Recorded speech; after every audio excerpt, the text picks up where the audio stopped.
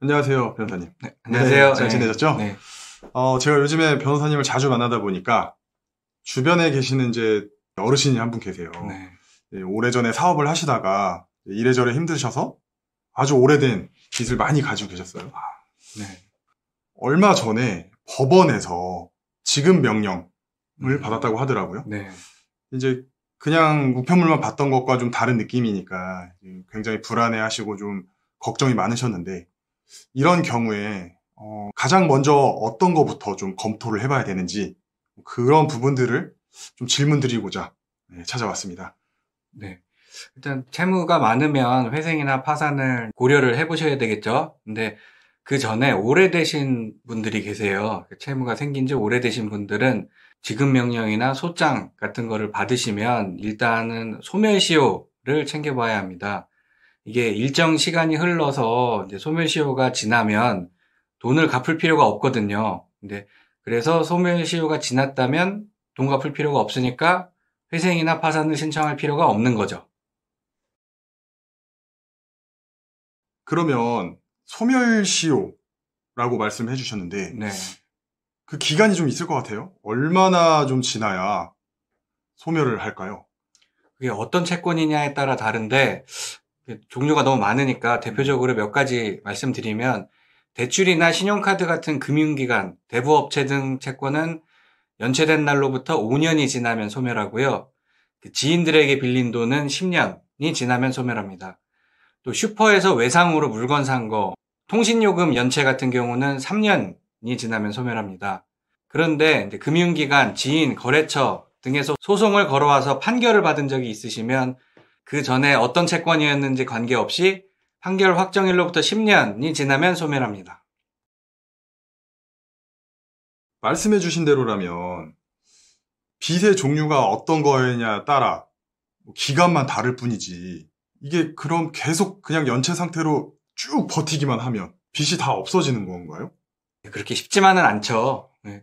받을 사람 입장에서는 자기 재산이 없어지는 거잖아요. 뭐 받을 돈도 재산인데. 그렇죠. 그래서 이 없어지는 기간, 소멸시효가 연장되기도 합니다.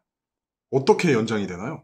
돈 받을 사람이 소송을 제기하거나 압류, 가압류, 가처분을 신청하면 빚이 없어지는 그 기간이요. 아까 처음 말씀드렸던 그게 리셋됩니다. 그러니까 처음부터 다시 시작하게 되는 거죠. 또 중요한 것이 돈 갚아야 하는 사람이 내가 돈 갚을 거 있어요 라고 그 사람한테 인정하는 경우가 있잖아요. 그럴 때도 다시 처음부터 시작하게 됩니다. 이걸 채무 승인이라고 합니다. 그런데 이 인정한다는 것이 꼭 말이나 서류로 저 인정합니다 라고 해야 하는 건 아니고요. 단돈 몇천 원이라도 갚으면 그게 이제 바로 채무 승인이 돼버리는 거죠. 그리고 대법원에서는 금융기관에 부채증명, 그러니까 내가 채무가 얼마 있냐고 확인서를 받는 것들이 있거든요. 이거 발급받는 것도 채무를 승인한 것으로 본다는 판결을 하기도 했어요. 이 판결에 대해서는 뭐 비판도 많기는 합니다. 그러면 돈을 받을 사람이 소송, 가압류, 압류, 가처분을 신청하거나 또는 갚을 사람이 조금이라도 빚을 갚았다. 뭐 이런 상황이면 빚이 없어지진 않는다는 거네요. 네, 그 소멸시효가 완성되기 전에, 그러니까 빚이 없어지는 기간이 지나기 전에 그런 사유들이 있으면 이제 다시 처음부터 리셋이 되니까 없어지지 않는 거죠. 예를 들면 대출이 연체되고 한 4년 반은 버티다가 5년 되기 전에 몇천 원이라도 갚으면 다시 그때서부터 5년을 버티셔야 되는 거예요. 돈 받을 사람이 소송을 걸어와도 마찬가지고요. 근데 여기서 중요한 점은 가압류, 압류, 가처분의 경우에는 리셋된 채로 아예 시계가 멈춰버려요. 그때서부터는 그 5년이고 10년이고 이의 신청 등을 통해 해제되지 않는 한 소멸시효로 빚이 없어질 수는 없는 거죠. 말씀해주신 내용을 보면 역시 빚이 뭐 쉽게 없어지지는 않는 것처럼 들리긴 합니다. 그러면 뭐 소멸시효라는 게 있긴 있어도 거의 없을 것 같은데요. 없어지는 경우가. 그 신용대출이든 그 신용카드든 연체가 되면 이런 것들을 부실채권, 뭐 NPL 채권이라고도 하는데 이 돈 받을 권리를 다른 회사에 팔기도 합니다. 어차피 연체돼서 받을 가능성 낮은데 그거 관리하면서 계속 비용을 쓰느니 이걸 싸게 다른 회사에 파는 거죠.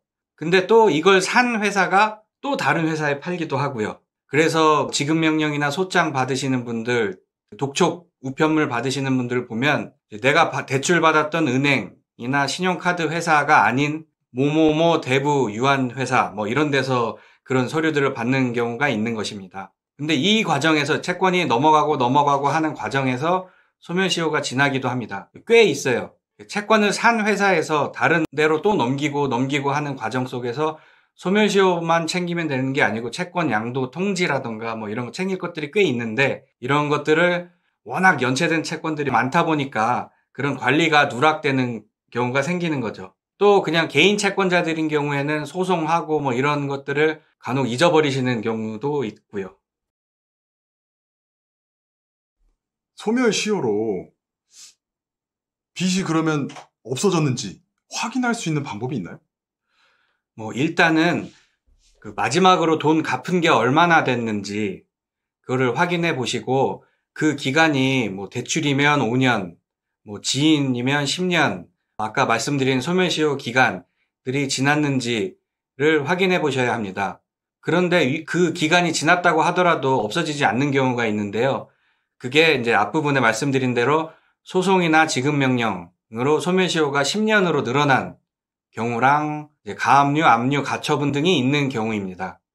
돈 받을 사람 입장에서 소멸시효 연장하는 방법은 모두 법원에서 하는 것들입니다. 법원 통해서 법원에 신청하는 것이죠. 그래서 법원에 그런 것들이 있었는지를 확인해 보셔야 합니다. 제가 말씀드린 제 지인 같은 분도 사실은 여기저기 좀 이사를 다니셨단 말이죠. 그래서 전입신고를 안 해서 모를 수도 있고 어쨌든 통보를 본인이 못 받았을 수도 있는데, 이럴 때 법원을 통한 조치가 있었다는 거를 확인하는 방법이 어떤 게 있을까요? 그렇죠. 어떤 분들은 주민등록이 말소됐다가도 의료보험이나 이런 것들 때문에 다시 등록했더니 그때서야 법원 우편물 받으시기도 하고, 법원에서 무슨 사건이 있었는지 다 알기는 어려우신 분들이 꽤 많이 계세요. 특히 오래 연체되신 분들은. 그래서 이거 확인하는 방법은 크게 두 가지인데요. 첫 번째는 인터넷에 나의 사건 검색이라고 검색해 보시면 대한민국 법원 대국민 서비스 사건 검색할 수 있는 페이지가 나옵니다. 여기서 공인인증서를 이용해서 나에게 언제 어떤 소송 등이 진행됐고 그 결과가 어땠는지 간단한 정보들을 조회할 수가 있습니다. 근데 문제는 이 조회할 때 선택할 수 있는 법원 개수가 3개인가 5개인가 그거밖에 안 돼요.